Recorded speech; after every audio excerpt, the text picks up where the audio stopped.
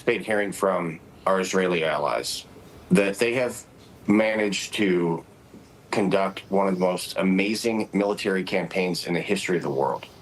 What they're able to accomplish in such a short period of time is going to go down in the history books, in the military annals.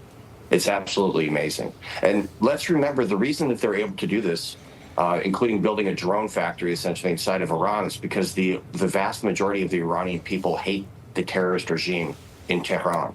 So hopefully we're going to hear this from our Israeli allies. They're not going to quit until Iran absolutely does not have the ability to produce a nuclear weapon.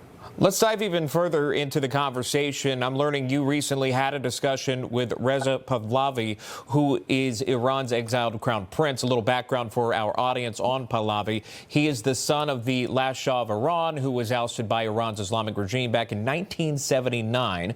Pahlavi has not returned to Iran since 1978, when he left to study in America at the age of 17. Pahlavi is now presenting himself as a potential future leader of Iran in the event of a regime change amid the country's war with Israel. Congressman, can you explain what came from this discussion, what you gathered, what was your feeling during it, maybe the messages conveyed to you that you can share with our viewers this morning? Absolutely. I had a conversation for over an hour with the Crown Prince the day before yesterday, and let me be real clear what they don't want. What they don't want is American boots on the ground.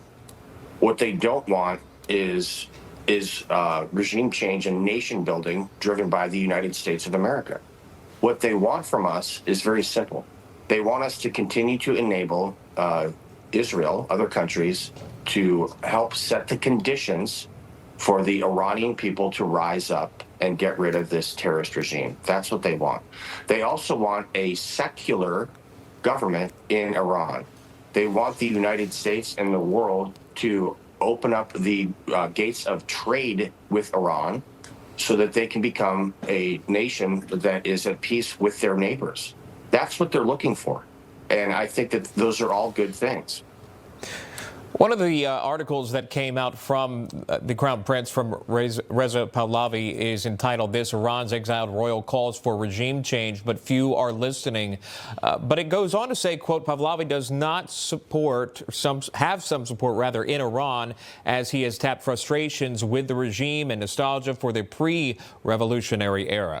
But the extent of that support is debatable, and the Iranian diaspora has long been blinded by internal divisions and accusations that is out of touch, end quote there. Just your thoughts on that, Congressman.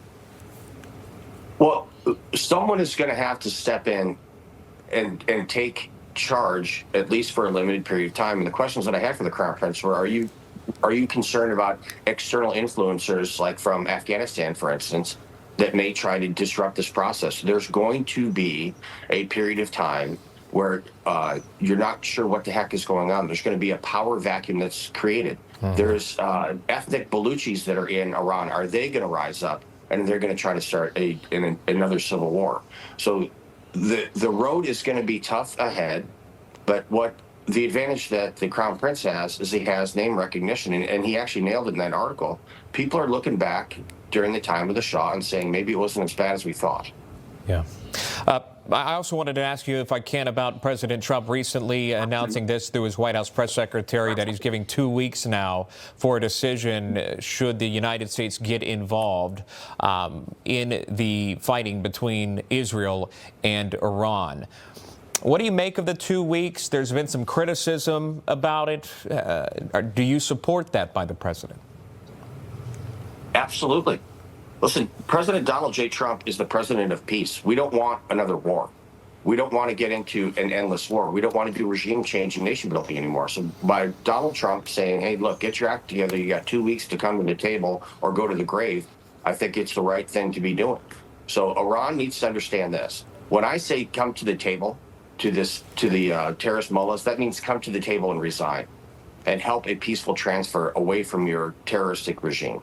So Donald Trump has my absolute 100% confidence that he's going to do what's right. And Pete Hegseth, the Secretary of Defense, is posturing forces to allow the commander-in-chief, that is Donald Trump, to exercise any option he may choose to.